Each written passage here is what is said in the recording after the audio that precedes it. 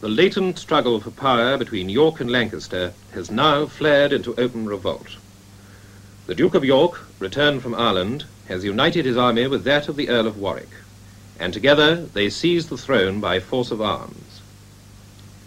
As a means of preventing total civil war, Henry VI persuades York to allow him to continue as king until his death, when the crown will pass to York and his family. He has thus disinherited his only son, Prince Edward. This infuriates Queen Margaret, who, abandoning Henry as everything but the nominal head of state, gathers an army with the Cliffords and prepares to march on York's northern castles. York's 4 sons press their father to seize the crown directly, that he will not break his oath to allow Henry to live out his life as king until he hears of Margaret's impending attack, whereupon he mobilizes his army for a battle at Wakefield. During this, the first real battle of the Wars of the Roses, the boy Rutland, York's youngest son, is stabbed to death in cold blood by young Clifford. York himself is captured by Margaret. She crowns him with a paper crown, taunts him with his ambition, and finally, after wiping his face with his dead son's blood, she and young Clifford kill him, mounting his head over the gates of the city of York. His 3 other sons leave the battle unaware of their father's death, but on hearing the news they swear vengeance on Margaret and Clifford. Warwick puts his army at their disposal, and with him as their general, they prepare to attack Margaret at York.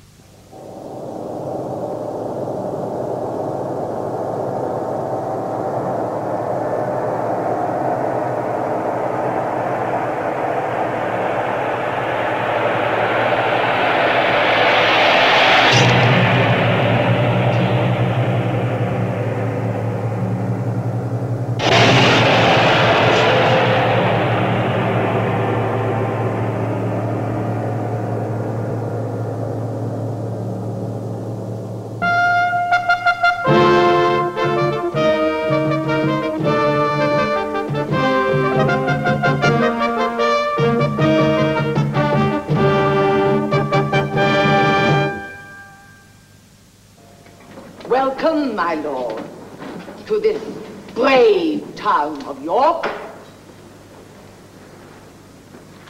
Yonder's the head of that arch enemy that thought to be encompassed with thy crown. Doth not its object cheer your heart, my lord? To see this sight, it irks my very soul. My gracious liege, this too much lenity and harmful pity must be laid aside. Ambitious York did level at thy crown. Thou, being our king, blessed with a goodly son, did yield consent to disinherit him. Were it not pity that this goodly boy should lose his birthright by his father's fault, and long hereafter say unto his child, what my great-grandfather and grandsire got, my careless father fondly gave away. But Clifford, tell me, didst thou never hear that things ill got had ever bad success? I'll leave my son my virtuous deeds behind. Would that my father had left me no more. My lord, cheer up your spirit, your foes are nigh, and this soft courage makes your followers faint.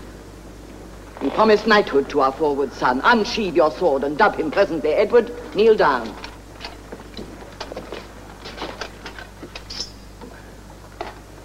Edward, arise a knight and learn this lesson. Draw thy sword in right. My gracious father, by your kingly leave, I'll draw it as a pattern to the crown, and in that quarrel use it to the death. Why, that is spoken like a two-oared prince. How now, my Lord of Oxford? Well, commanders, be in readiness. For the band of 30,000 men comes Warwick with the new-made Duke of York. And in the towns, as they do march along, proclaims him king, and many fly to him. Array in your battle for the earth's hand. I would your highness would depart the field. The queen hath best success when you are absent. Aye, my good lord, and leave us to our fortune. Why, that's my fortune too, therefore I'll stay.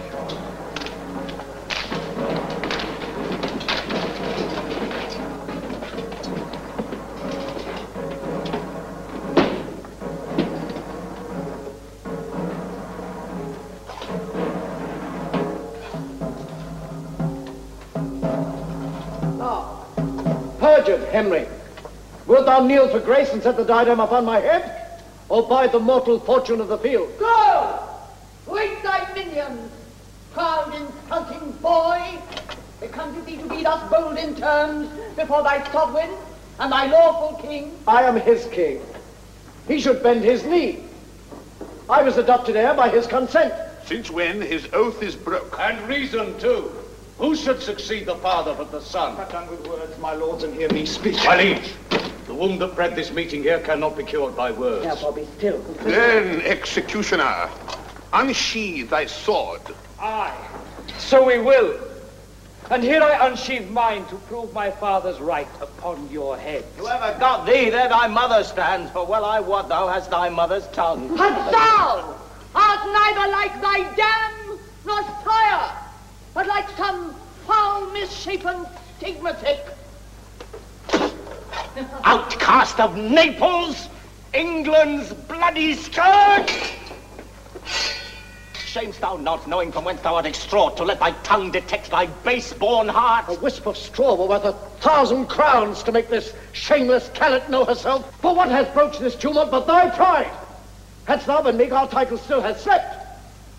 Therefore in resolution I defy thee, not willing any longer conference, since thou deniest thy gentle king to speak. Hey, Edward! No, wrangling woman, will no longer stay. These words will cost 10,000 lives this day.